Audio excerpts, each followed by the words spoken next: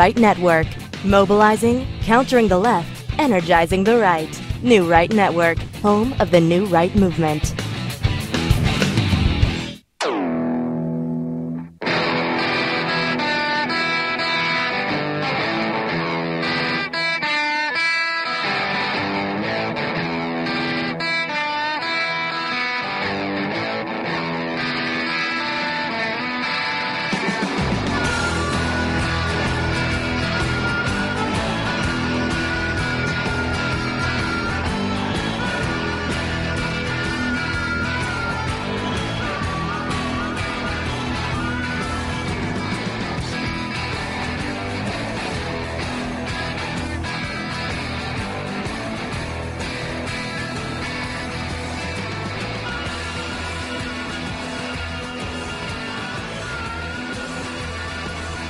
Good evening, everybody. Welcome to New Right Network. Tonight, your host, Brian Smith, giving you the real news, exposing the fake news.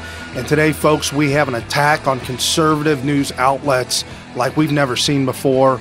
Tucker Carlson was attacked over the weekend and throughout all yesterday on Monday. Years ago, Tucker Carlson was on a radio show talking about certain subjects that tend to be sensitive subjects to the left, trigger them, and we'll get into that, as well as Donald Trump's budget being proposed.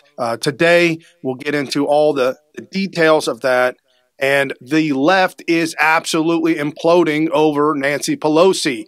Nancy Pelosi announcing yesterday that Donald Trump is not worth impeachment. Stephen Dinnan at the Washington Times, Monday, March 11th, 2019, House Speaker Nancy Pelosi says she's not in favor of impeaching President Trump, dealing a major setback to the anti-Trump resistance, which has clamored for House Democrats to take the politically charged steps. Ms. Pelosi, in an interview with the Washington Post magazine, said that while she doubts Mr. Trump's fitness for office, impeaching him would be too divisive. I'm not for impeaching, she told the magazine, adding she was aware she was breaking news with the announcement.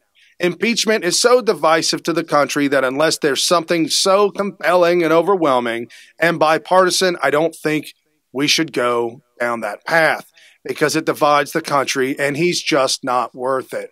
How about that, folks? Nancy Pelosi taking impeachment off the table. I'm excited about this. I think it is a good thing. We can now move forward as a country and continue to make America great again. America first. Tucker Carlson fighting back the left's attacks on him.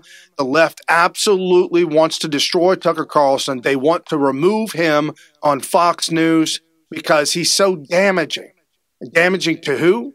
The Washington Post. This by Jack Posobiec, posted on Twitter. The Washington Post really wants Tucker Carlson fired for some reason, but I can't quite put my finger on it. And as you can see, Jack Posobiec has posted 3 different pictures. Amazon investigating Jeff Bezos.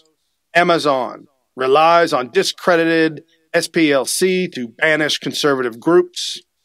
Some Amazon workers rely on food stamps to live. This becoming a very dangerous point in time where you have the richest man in the world who buys a news outlet, the Washington Compost, for fake news, and then attacks Tucker Carlson with things that he said more than a decade ago. Some of the things that he said on a raunchy morning show on the radio may be upsetting to those under the age of 16 or Democrats. Tucker Carlson made a statement, and this 6-minute clip, you have to hear all of it, folks. You have to hear the entire 6-minute clip. This is the 6-minute clip that Tucker Carlson shot back at fake news, Democrats, and the GOP. Good evening and welcome to Tucker Carlson Tonight. As anyone who's ever been caught in its gears can tell you, the great American outrage machine is a remarkable thing. One day you're having dinner with your family, imagining everything is fine. The next, your phone is exploding with calls from reporters. They read you snippets from a press release written by Democratic Party operatives. They demand to know how you could possibly have said something so awful and offensive. Do you have a statement on how immoral you are? It's a bewildering moment, especially when the quotes in question are more than a decade old. There's really not that much you can do to respond. It's pointless to try to explain how the words were spoken in jest or taken out of context, or in any case bear no resemblance to what you actually think or would want for the country. None of that matters. Nobody cares. You know the role you're required to play, you are a sinner begging the forgiveness of Twitter. So you issue a statement of deep contrition. You apologize profusely for your transgressions. You promise to be a better person going forward. With the guidance of your contrition consultants, you send money to whatever organization claims to represent the people you supposedly offended. Then you sit back and brace for a wave of stories about your apology, all of which are simply pretexts for attacking you again. In the end, you get fired. You lose your job. Nobody defends you. Your neighbors avert their gaze as you pull into the driveway. You are ruined. And yet, no matter how bad it gets, no matter how despised and humiliated you may be, there is one thing you can never do, one thing that is absolutely not allowed. You can never acknowledge the comic absurdity of the whole thing. You can never laugh in the face of the mob. You must always pretend that the people yelling at you are somehow your moral superiors. You have to assume that what they say they're mad about is what they're actually mad about.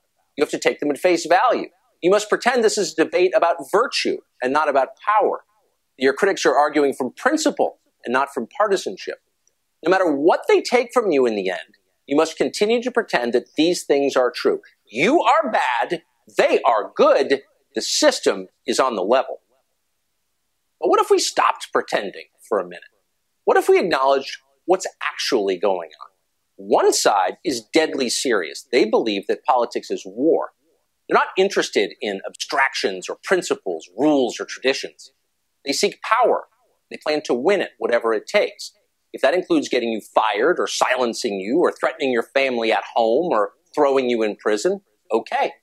They know what their goal is. If you're in the way, they will crush you. What's interesting is how reliably the other side pretends that none of this is happening. Republicans in Washington do a fairly credible imitation of an opposition party. They still give speeches. They tweet quite a bit. They make concerned noises about how liberals are bad. But on the deepest level, it's all a pose. In their minds, where it matters, Republican leaders are controlled by the left. They know exactly what they're allowed to say and believe. They know what the rules are. They may understand that those rules are written by the very people who seek their destruction. They ruthlessly enforce them anyway. Republicans in Washington police their own with a never-ending enthusiasm. Like trustees at a prison, they dutifully report back to the warden, hoping for perks. Nobody wants to be called names. Nobody wants to be Trump. How many times have you seen it happen? Some conservative figure will say something stupid or incomplete or too far outside the bounds of received wisdom for the moral guardians of cable news. Twitter goes bonkers. The mob demands a response. Very often, the first people calling for the destruction of that person are Republican leaders. You saw it with the Covington Catholic High School kids. You see it all the time. Kevin McCarthy spends half his day telling Republican members not to criticize progressive orthodoxy. Paul Ryan did the same before him. A couple of years ago, the entire Democratic Party decided to deny the biological reality of sex differences, an idea that's as insane as it is dangerous. Republican leaders decided not to criticize them for it. They might get upset. This is a system built on deceit and enforced silence. Hypocrisy is its hallmark. Yet in Washington, it's considered rude to ask questions about how exactly it works. Why are the people who consider Bill Clinton a hero lecturing me about sexism? How can the party that demands racial quotas denounce other people as racist? After a while, you begin to think that maybe their criticisms aren't sincere. Maybe their moral puffery is a costume. Maybe the whole conversation is an absurd joke. Maybe we're falling for it. You sometimes hear modern progressives described as new Puritans. That's a slur on colonial Americans. Whatever their flaws, the Puritans cared about the fate of the human soul and the moral regeneration of their society. Those are not topics that interest progressives. They're too busy pushing late-term abortion and cross-dressing on fifth graders. These are the people who write our movies and our sitcoms. They are not shocked by naughty words. They just pretend to be when it's useful. It's been very useful lately. The left's main goal, in case you haven't noticed, is controlling what you think. In order to do that, they have to control the information that you receive. Google and Facebook and Twitter are fully on board with that. They're happy to ban unapproved thoughts, and they don't apologize for it. They often do. So do the other cable channels and virtually every major news outlet in this country. One of the only places left in the United States where independent thoughts are allowed is right here, the opinion hours on this network. Just a few hours in a sea of television programming. It's not much, relatively speaking. For the left, it's unacceptable. They demand total conformity. Since the day we went on the air, they've been working hard to kill this show. We haven't said much about it in public. It seemed too self-referential. The point of this show has never been us. But now it's obvious to everybody. There's no pretending that it's not happening. It is happening. And so going forward, we'll be covering their efforts to make us be quiet. For now, though, just 2 points to leave you with. First, Fox News is behind us, as they have been since the very first day. Toughness is a rare quality at a TV network, and we are grateful for that. Second, we've always apologized when we're wrong, and we'll continue to do that. That's what decent people do. They apologize. But we will never bow to the mob. Ever. No matter what. And that's the takeaway, folks. We can never bow down to the mob. We can never apologize to these people. We have to continue to always stand up for our rights and continue to fight back, not physically, but verbally, as we do here on Smith.tv, New Right Network tonight. Folks, we've had an amazing journey starting out as Smith Radio and now transforming into Smith.tv along with a partnership with New Right Network tonight, the big tent party, folks. This is the MAGA movement. This is the America First movement. And then when Donald Trump is out of office after 2024, we now need to transform into Keep America Great Again.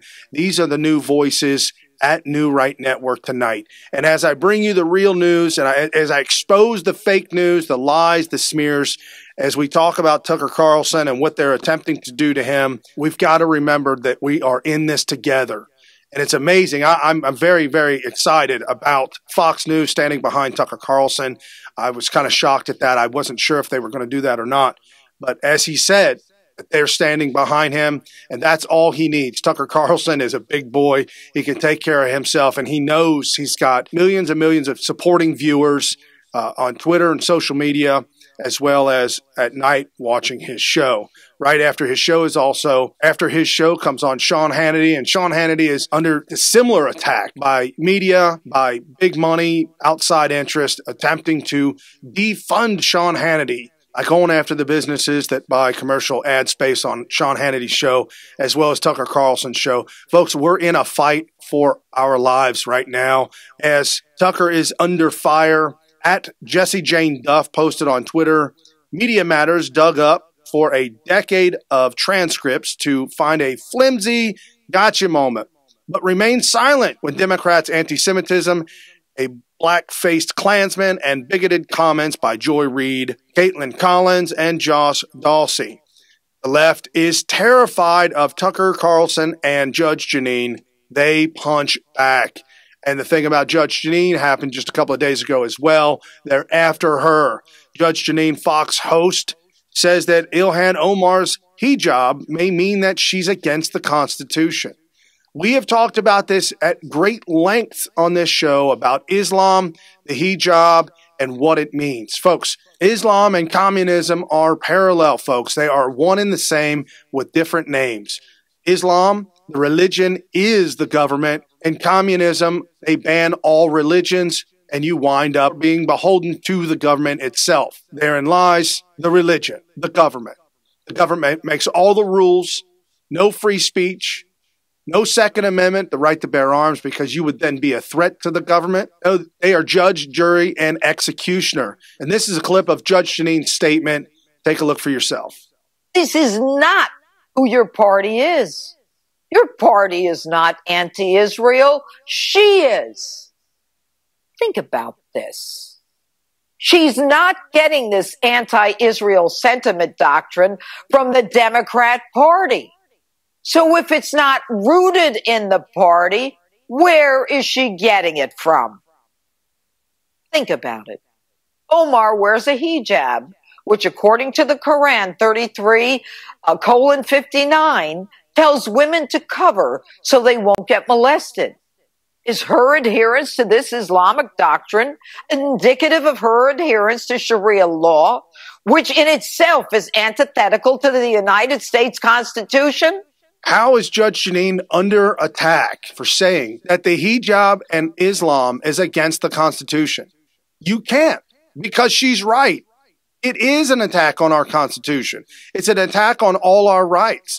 For women to be forced to wear the hijab, for women to be forced to do anything is a form of slavery. If you want to go over and hang out with ISIS in the Middle East and become a slave, that's your choice.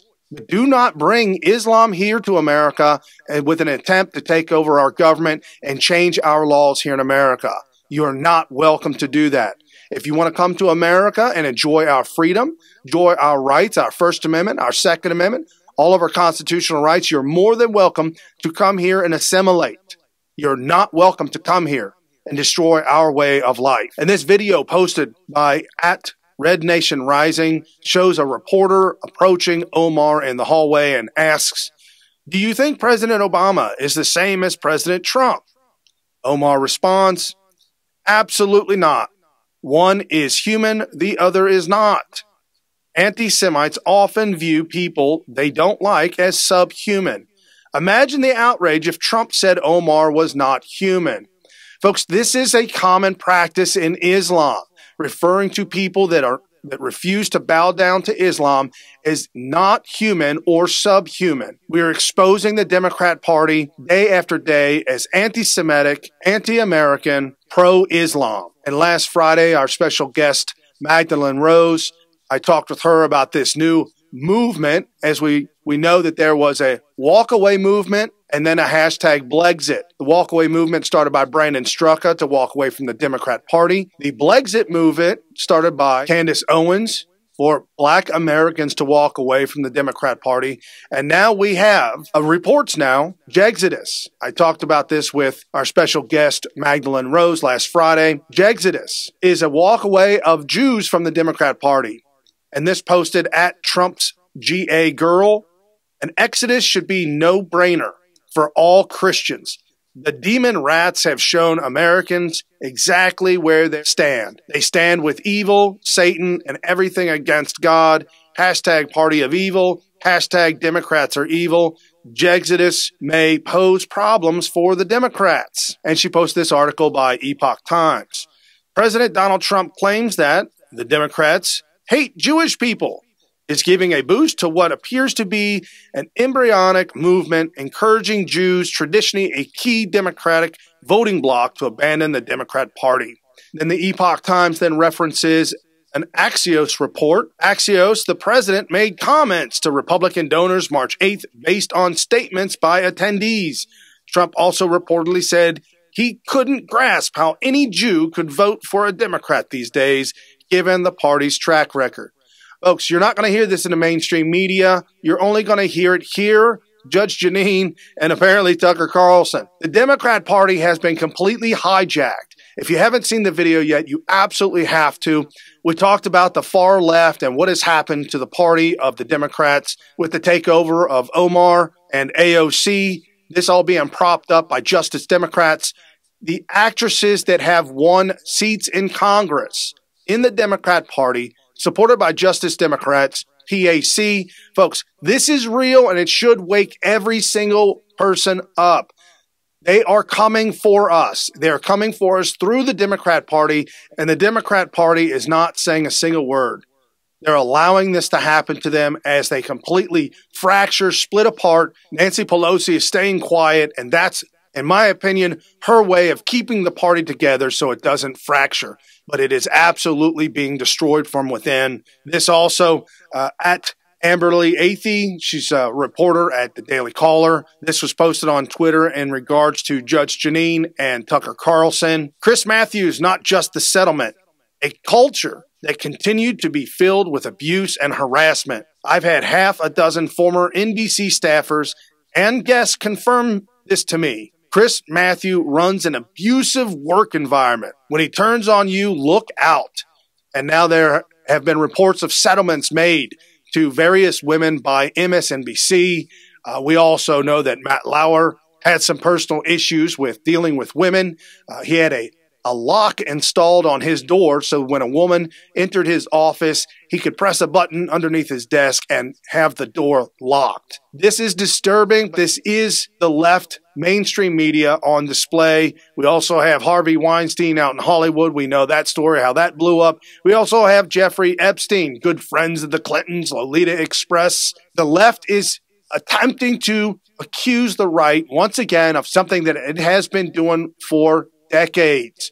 There's no there with the Tucker Carlson thing, and there's no there with Judge Jeanine. About the Tucker Carlson comments that Tucker is defending a rapist, listen to the audio. That is absolutely not true. Tucker was making a case for the man who performed the marriage between a 16-year-old girl and a 27-year-old man. That's not the individual who raped, and that is the person that he was talking about. The person that is accused of rape should be in prison, be in jail, be charged for it, not the man who performed the actual marriage. That was Tucker's argument. And as the left has created an entire environment of victims, we now have this posted on Twitter at Chicks on the Right.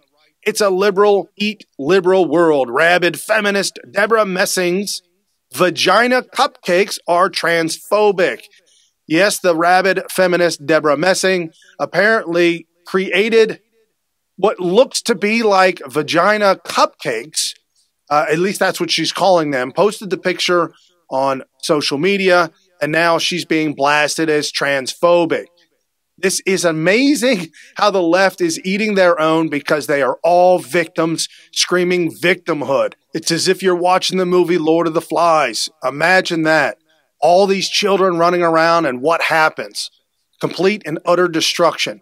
Folks, that is exactly what the Democrat Party is doing right now. They're destroying themselves from within because of the culture that they've created. It is their own fault. And now we have more censorship from the left and the big techs. This posted at the Gateway Pundit. War on conservatives. Facebook bans Zero Hedge for violating community standards. Whatever that may be, they're always changing their standards, and you don't know the standards until you violate them. Our page, Smith Radio, is currently banned from sharing videos that we post. We are in violation of some type of community standards that I am not aware of. We are restricted from doing that as well. I understand and I sympathize with Zero Hedge. We get a lot of great information and a lot of great news from that outlet. Now Elizabeth Warren is feeling the heat on Facebook. This also posted by Gateway Pundit. Welcome to our world. Facebook censors Elizabeth Warren, removes her campaign ads to break up Facebook. How about that, folks? The left is now feeling the heat on all fronts, and it's just quite amazing to see how they're taking the turn for the worst. And today, Donald Trump touting his budget, and this is an awesome thing. This is really good. I'm thoroughly excited about how this is playing out, and this by the Washington Times, Stephen Dinna. The Washington Times, Monday, March 11th, 2019. For President Trump's budget to work, the economy will have to grow at sustained rates not seen in years. Mr. Trump calls it MAGAnomics, saying that he is convinced that Americans, with his leadership, can defy prognosticators and produce economic growth at an average of about 3% each year over the next decade. Budget analysts say there's no chance that happens. They used words like fantasy or absurd to describe the White House's predictions. At stake is Mr. Trump's promise to control deficits and to start to eat into the government's debt load by the end of this decade, and to reach full balance in 15 years. The president's economic assumptions are substantially rosier than any reasonable private sector assumption over the next 10 years. Hopefully they're correct, but the deficit is going to substantially increase if they're not. This was said by Brian Riedel, a senior budget fellow at the Manhattan Institute. Well, I'm going to take Donald Trump's word over anybody else's word because as it stands for the last 2.5 years, President Trump has been right on almost every front. The decisions that he makes have worked out. With the record removal of regulations, Donald Trump has opened up the energy sector, has opened up business. If you remember a few years ago, Donald Trump posting up, America is open for business. Folks, that's what's happening. This big, giant economic boom that we are experiencing for the first time, and what could be said in probably 20 to 30 years, is all due to the decisions that Donald Trump has made, the policies that he has put in place, and the deregulation. Doesn't take a genius to see that all these combined together will continue to make a booming economy for years to come. In this video posted by @GOP on Twitter, listen to OMB acting director Russell Vought lay out how the Trump administration's plan to correct our nation's budget deficit. In the fiscal year 2020 budget, provides sizable funding of an $8.6 billion for full completion of the wall and other border security resources. In terms of other major reforms, the administration is proposing uniform work requirements for Medicaid, TANF, SNAP, or food stamps in certain housing programs. We can help low-income families and end dependency on government benefits by strengthening work requirements. The administration also wants to lower drug costs. The budget proposes a drug pricing strategy that puts American patients first, promotes generics, and reduces out-of-pocket costs. This administration has also identified a number of wasteful, inefficient programs. For example, we can save hundreds of millions of dollars by right-sizing and reforming the underperforming programs like Job Corps, a residential youth training program that has made headlines in recent years for the number of security incidents at the facilities. Or take the $600 million that we spend at 85 different cultural and exchange programs at the Department of State, despite the fact that only 1% of the 1 million students that come to this country to study ever benefited from that program, and the fact that at the State Department these programs doubled in the last 10 to 15 years. This budget is yet another fiscally responsible and common sense spending plan from President Trump. The president has continually called for fiscal restraint and will persist in his efforts to end the wasteful spending. Thank you, everyone. As you can clearly see, this administration is cutting the fat, cutting out all these unnecessary programs that past administrations took advantage of to bring people here from outside this country. Out of the 1 million foreign students, I'm just curious as to how many actually stayed here and never went back. This is another example of President Trump's America First. And as you can see, all the money that's being put towards the border wall, President Trump posting videos on social media showing that the wall is currently being built, blasting Ann Coulter as a wacky nut job that she is, showing that the wall is currently being built. And as you can see by this video that Trump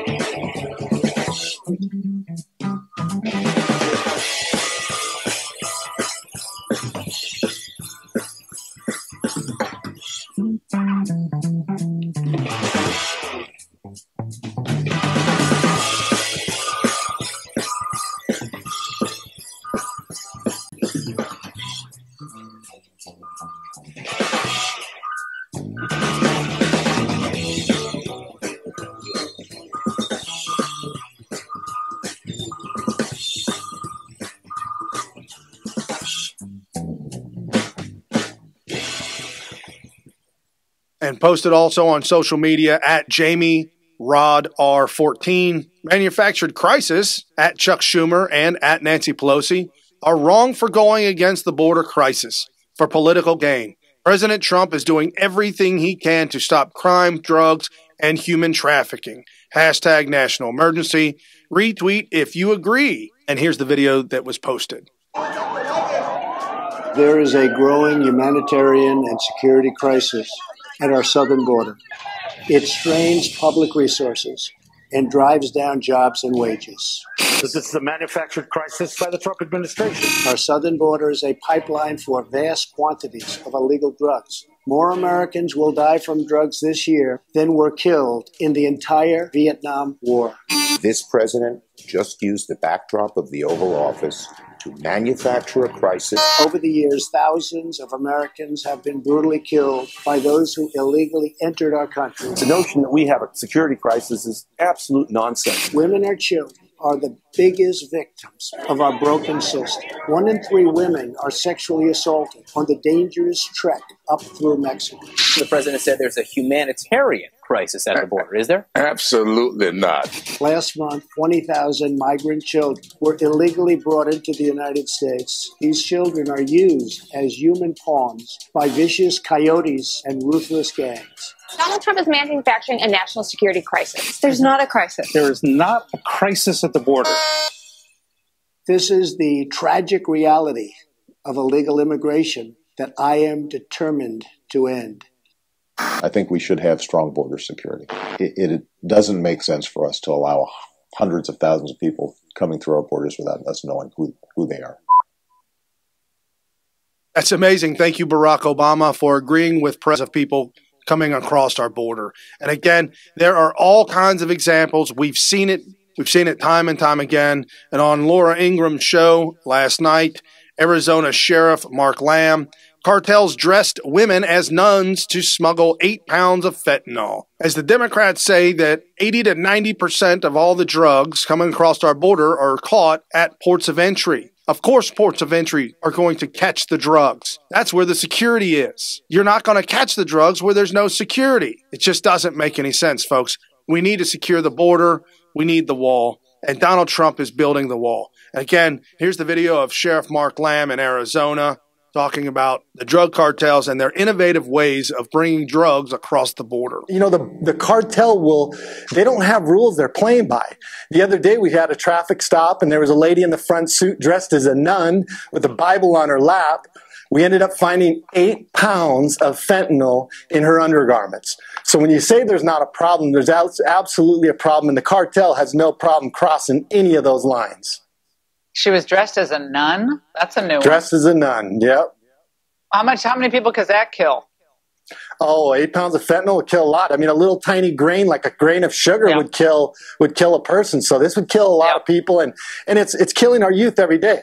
No. John, I got to get back to John here, because John, again, the conservatives, they say, you're not a conservative. And Rand Paul has come out against Donald Trump's border wall. He's spoken out against Donald Trump using a national emergency. And then this on social media, he posted a video of himself speaking to the people, if you will. And this is what he had posted. I'm proud to introduce the Be Safe Act to fund border security. As both sides debate the path forward on reforming our immigration system, my bill provides a constitutional answer that guarantees funding for our needs on the border. Learn more here. Rand Paul, you are a hypocrite. Stop with all of this. Donald Trump has a legal right to enact a national emergency. He's in line with the Constitution to build the wall. There's a crisis on the border, and he's building the wall. And I just want to say that we are winning on all fronts, folks. America gets it.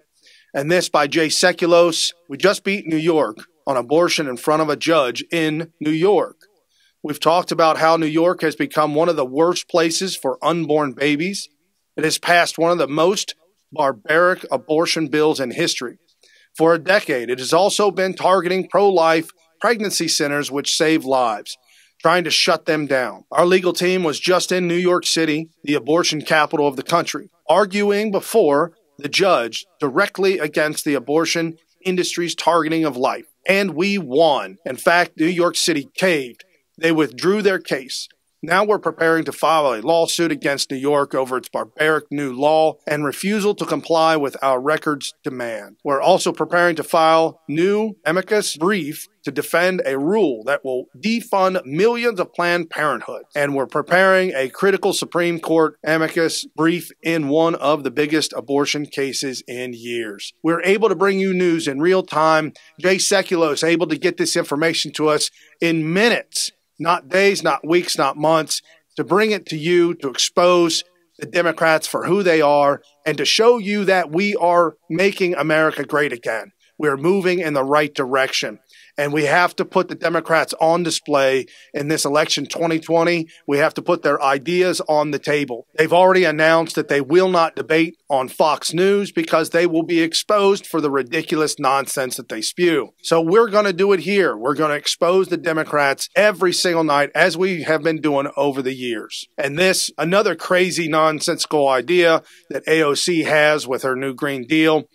At Gateway Pundit, figures Alexandria Ocasio-Cortez is all smiles as she arrives at SXW in a big gas guzzler to preach Green New Deal.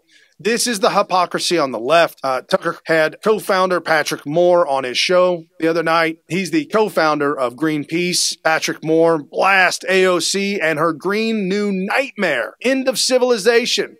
Half the population will die. This is amazing, folks. We've got the co-founder of Greenpeace blasting Ocasio-Cortez and the Democrats for end of civilization. Half the population will die. Donald Trump picked up on this morning and tweeted out, Patrick Moore, co-founder of Greenpeace, quote, "The whole climate crisis is not only fake news, it's fake science. There's no climate crisis. There's weather and climate all around the world. And in fact, carbon dioxide is the main building block of life." We're beating the Democrats in real time. We're exposing socialism and communism as what it really is and how it's never worked every single time it's been tried. And at Real James Woods, hashtag Mad Maxine Waters admits to promoting socialism, gets a hernia, backpedaling, saying the dreaded S word.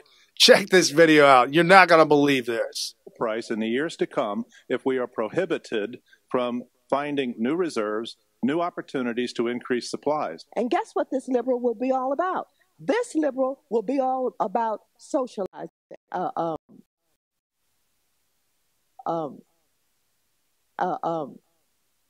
would be about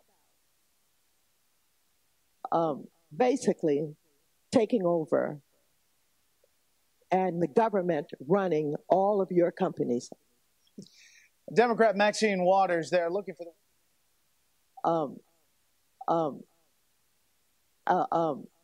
And as you can see, Maxine Waters just can't get the words out. Folks, she should not be in Congress. She should actually go seek some kind of mental health. She should seek a doctor. With that being said, I've been all up in arms here recently because of the real ethics complaints that should be filed against Ocasio-Cortez and the real ethics complaints that should be filed against Adam Shifty-Eyed Schiff politicians. And now we're getting some great news, folks. This is really, really good. At A Red Pill Report, Adam Schiff just got slapped with an ethics complaint. Statement from Judicial Watch Tom Fitton. Representative Schiff has an ethics problem. His and his staff's irregular communications with anti-Trump witnesses reflect poorly on the credibility of the House and its committee's investigations. It has long been apparent that Representative Schiff to lead the Intelligence Committee, so we hope that Democrats on the Ethics Committee stop protecting Mr. Schiff and take action. I'm thoroughly excited by this because Adam Schiff spending 10 straight hours talking with and coaching, colluding, if you will, Michael Cohen, Adam Schiff, colluding with Fusion GPS founder Glenn Simpson, who's responsible for the Steele dossier, Russia PP Gate. All of this being exposed, the committee needs to now look at Bruce Orr because it is now abundantly clear that he has lied to Congress about knowing that his wife worked for Fusion GPS. This is utterly absurd. Not only that, but he is also violating government rules on subcontractors and nepotism, knowing that his wife was working for Fusion GPS, colluding with his wife, colluding with Glenn Simpson, colluding with Christopher Steele to get the Russian dossier to FBI higher-ups throughout the administration. Another violation within the Uniparty. Gateway Pundit reports Jeb Bush Super PAC hit with massive FEC fine for accepting $1.3 million in illegal donations from Chinese corporation. Nobody's surprised about this. Hillary Clinton's camp took millions of dollars from Chinese corporations, millions of dollars from Russia, and now we see a super PAC that supported Jeb Bush for president now being hit FEC fines, $1.3 million. Now, granted, Jeb Bush technically does not have anything to do with the super PAC. According to FEC guidelines, you are not allowed to collude with a super PAC, as Ocasio-Cortez is finding out. So we can't blame Jeb Bush directly, but indirectly we can. And now someone needs to file a complaint against Hillary Clinton and her super PACs for colluding with the DNC that she ran in the tune of $84 million that she took in, distributed through the DNC to different Democrat outlets throughout the country, and then the money wound up back in her campaign the very next day. FEC complaints that have been filed have been ignored. And wrapping up the Russian collusion, folks, MSNBC is losing their mind. This posted at Dan Kofefe 1. This whole time, the deep state has been cooking up a nothing burger. Wait till the fishing expedition ends, and they serve up a nothing platter. Unnecessary presidential harassment. Check out this video from MSNBC freaking out about Mueller's report being a possible nothing burger. The president said there was no collusion. There was no collusion. There are hints that that's certainly what Mueller may have been looking at. How big a deal is it if they don't find collusion for the president? Huge. He's cleared. If Robert Mueller comes back, Mueller became a folk hero in the United States. Robert De Niro. Even if he finds all sorts of things. Sure. No, but the central and most serious question in this investigation, the reason Robert Mueller started it, is did the current president of the United States assist the Kremlin in an attack on our democracy? And if Mueller, after 2 years, comes back and says, I don't have the evidence to support that charge, that's a reckoning. That's a reckoning for progressives and Democrats who hoped that Mueller would essentially erase the 2016 election. It's a reckoning for the media. It's a reckoning around the country if, in fact, after all this time, there was no collusion. We know there's no collusion with Donald Trump and Russia. We know that the collusion was with Hillary Clinton, Perkins Coie, Fusion GPS, Glenn Simpson, Christopher Steele, Russian contacts, and Ukrainian politicians all colluding with Nellie Ohr, Bruce Ohr, James Baker, the top lawyer in the DOJ, as well as colluding with James Comey, Andrew McCabe, Rod Rosenstein, CIA John Brennan, James Clapper, all to overthrow a duly elected president. Folks, it's on display. Technology is what it is. We're able to find all the documents. We're able to find all the facts and then expose it here on social media. Folks, this is the New Right Network tonight, every night, new time, 7 to 8 p.m. Eastern, right here at New Right Network tonight. We're on dozens of outlets simultaneously. We're on Facebook Live. We're on YouTube Live, as well as Periscope Live. Go to smith.tv to catch all the updates and see Donald Trump's live Twitter feed right there in the middle while you're on the website so you never miss a single tweet. Crush the Patreon button, crush the share, crush the like, folks. Thank you so much for supporting new media right here at New Right Network tonight, newrightnetwork.com, smith.tv. Thank you for your support and have a good night. See you tomorrow.